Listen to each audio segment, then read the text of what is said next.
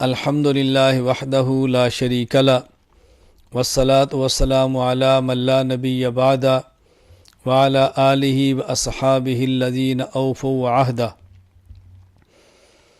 الحمدللہ دارالعلوم دیوبند سے وابستہ افراد اور بالخصوص دارالعلوم دیوبند کے تربیت یافتہ افراد، خصوصاً دارالعلوم دیوبند کے پہلے صدر مدرس شیخ الہند مولانا محمود حسن دیوبندی نور اللہ مرقدہ کے تلامذہ، شاگرد اور تیار کردہ افراد نے علمی، اصلاحی، دعوتی خدمات وہ سر انجام دی ہیں کہ ایک زمانہ گزر گیا اور انشاءاللہ قیامت تک ان خدمات کو یاد رکھا جائے گا۔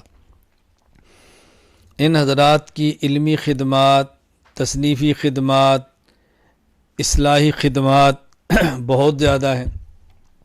ان میں ایک بہت بڑی خدمت دعوت و تبلیغ کے نام سے تبلیغی جماعت کی صورت میں ہے، جس کے بانی حضرت مولانا محمد الیاس دہلوی نور اللہ مرقدہ ہیں۔ علماء دیوبند کے اکابرین کی اس کام کو ہمیشہ سے تائید رہی ہے اور اب بھی تائید ہے۔ عوام کو دین کی طرف لانا، بھٹکے ہوئوں کو صحیح راستہ دکھانا، سنت سے دور لوگوں کو سنت پر لانا، بے نمازوں کو نمازی بنانا اور گھروں میں دین کا جذبہ پیدا کرنا، یہ ایک اس جماعت کا بنیادی مقصد ہے۔ اور الحمدللہ بلا مبالغہ لاکھوں سے یہ تعداد زائد ہے جن کو اس جماعت کے کام سے فائدہ ہوا۔ کتنے لوگ دین کے عالم بنے ہیں، کتنے لوگ قرآن کے قاری بنے ہیں، قرآن کے حافظ بنے ہیں، داعی اور مبلغ بنے ہیں، دنیا کے کونے کونے میں مدارس کو وجود ملا ہے، لوگوں کی زندگیاں بدلی ہیں۔ بہت بڑا کام ہوا ہے۔ اللہ تعالیٰ اس کام کو قبول فرمائے، نظر بد سے محفوظ فرمائے۔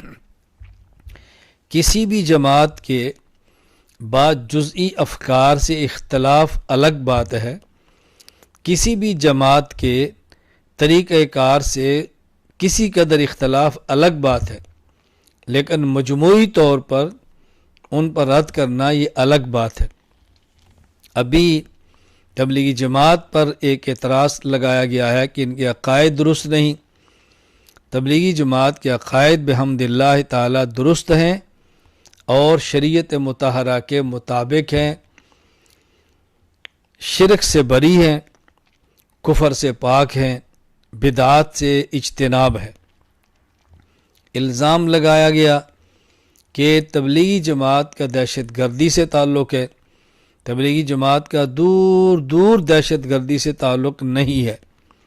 تبلیغی جماعت تو امن کی دعوت دائی ہے، سلامتی کی دائی ہے، فرقہ واریت سے پاک ماحول کی دائی ہے۔ تبلیغی جماعت تو بلا شک و شبہ ان معاملات سے نہایت دور ہے۔ دہشت گردی سے اس جماعت کا کوئی تعلق نہیں۔ میں پوری دنیا میں تبلیغ سے وابستہ افراد کی خدمت میں گزارش کروں گا، آپ اخلاص کے ساتھ، للہیت کے ساتھ، اپنے اکابرین کے ساتھ وابستہ رہ کے دعوت اور تبلیغ کا کام جاری رکھیں۔ مخالفانہ پروپیگنڈے سے آپ پریشان نہ ہوں اور ایسی فضا میں قطعاً سلامتی کا راستہ نہ چھوڑیں، بلکہ اپنے اعمال کو، اپنے معمولات کو جاری اور ساری رکھیں۔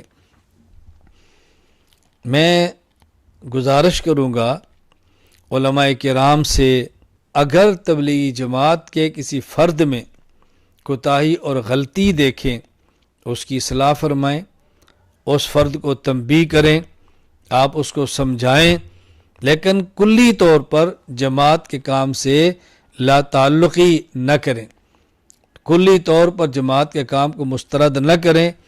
اس کام کی محنت سے بحمد اللہ تعالی بہت بڑی تعداد کفار کی مسلمان بنی ہے اور مشرکین کی موحد بنے ہیں، مبتدع اہل و سنت بنے ہیں، دین سے دور لوگ دین پر آئے ہیں، مدارس آباد ہوئے ہیں۔